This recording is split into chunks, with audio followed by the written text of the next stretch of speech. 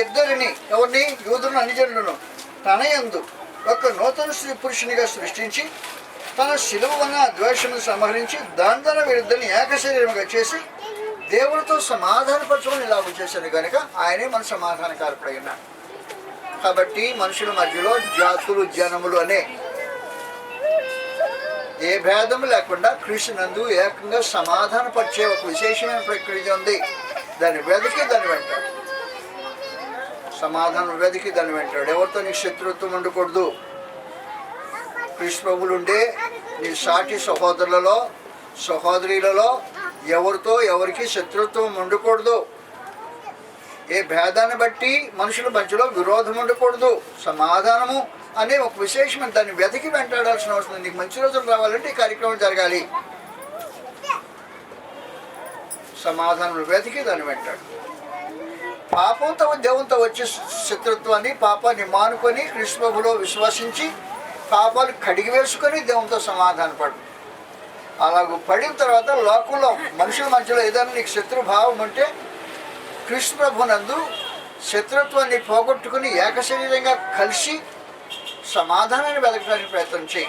మనుషుల మధ్యలో భేదం ఉండేది మంచి రోజులు చూడటానికి కాదు. కాబట్టి శత్రుత్వం ఉన్నవాడు మంచి రోజులు ఎదురు చూడటానికి అవకాశం ఉండదు. గుర్తుపెట్టుకో. సమాధానం వెతికి దాన్ని వెంటాడు. కాబట్టి మంచి రోజులు కావాలంటే శరీరాన్ని ప్రేమించేవాడు ప్రాణాన్ని ప్రేమించేవాడికి మంచి రోజులు రావు. ఎంతో ధనవంతుడైనా మంచి రోజులు రావు. వయసు నాబట్టాడు ముసలాడు అయిపోయింది. ఏం చెప్పాడు? దుర్దినాలు వస్తాయి అని చెప్పాడు. అంతే. మంచి రోజులు రావు. దుర్దినములు రాకముందే వీటి యందు నాకు సంతోషం లేదని చెప్పు సంవత్సరం. ఏం తాత ఏంటనండి? ఏముందని ఆయన అంటాడే. ఆ దుర్దినాలు అన్నమాట. ఏం అనుభవించడానికి వీలేని పరిస్థితులు. మంచి రోజులు రావు ప్రాణాన్ని ప్రేమిస్తే. అటురా ధనం వచ్చినా రాదు, వయసు వచ్చినా రాదు, మంచి రోజులు రావు. జీవాన్ని ప్రేమించాలి. ఎవడైనా దేవుని సహవాసాన్ని ప్రేమించాలి. దేవునికి ఉండే శత్రుత్వాన్ని మనుషులు పోగొట్టుకోవాల్సిన అవసరం ఉంది. పరలోకాన్ని ప్రేమించాలి, దేవుని ప్రేమించాలి, పరలోక సంబంధాన్ని ప్రేమించాలి, జీవాన్ని ప్రేమించాలి. అంటే అలా ప్రేమించేవాడు ఏం చేయాలంటే తన పెదవున నాలుగును కాల్చుకోవాలి. ప్రొద్దున లేచి నోటుకొచ్చిన మాటలో ఇష్టం వచ్చిన పనులు చేయకూడదు. ఎవరికి కీడు తలపెట్టకూడదు. కీడు చేయటం మాని మేలు చేయ నేర్చుకో. జీవాన్ని ప్రేమించావంటే. శత్రుత్వం అంటే సమాధానాన్ని వెతుకుదని వెంటాడు. ముందు దేవునితో ఉండే శత్రుత్వాన్ని పోగొట్టుకో. పాపం ఉన్న దేవునితో శత్రుత్వం వస్తుంది. పాపాన్ని మానుకొని దేవునితో సమాధానపడు మొదట. రెండు, జాతులు జనములు అనే వాటి మధ్యలో కలహము శత్రుత్వం మానుకొని సమాధానపడు. సమాధానం వెతికి దాన్ని వెంటాడు.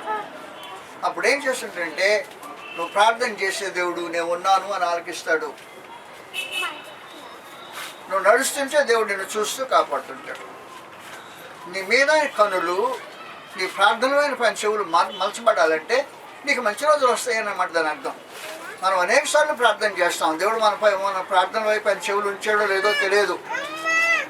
అందువల్ల దయతో మనవాలకించి జీవాన్ని ప్రేమించండి, దేవుని ప్రేమించండి, దేవుని సహవాసాన్ని ప్రేమించండి, పరలోకాన్ని ప్రేమించండి. శరీరాన్ని ప్రేమించకండి, ప్రాణాన్ని ప్రేమించకండి. ప్రాణాన్ని ప్రేమిస్తే మంచి రోజులు రావు. జీవాన్ని ప్రేమించి మంచి రోజుల కోసం ఎదురు చూస్తూ దేవునితో సహవాసం కలిగి ఉండండి. కీడు చేయటం అని మేలు చేయ నేర్చుకోండి. నాలుగుతో పెదవుతో మంచి మాటలు మాట్లాడండి. ప్రార్థన చేయండి. దేవుడిని మనం ఆనకిస్తుంటాడు. నువ్వు నడుస్తుంటే దేవుడు నిన్ను చూస్తుంటాడు, నిన్ను కాపాడుతుంటాడు. కాబట్టి మంచి రోజులు చేసే చూడబోయేవాడు ఈ పనులు చేసి దేవుని యొక్క కృపను అనుభవించాలని ప్రభువైన యేసుక్రీస్తు వారి పట్టి మీ మనవి చేస్తూ ముగించుకున్నాను. నమస్కారం.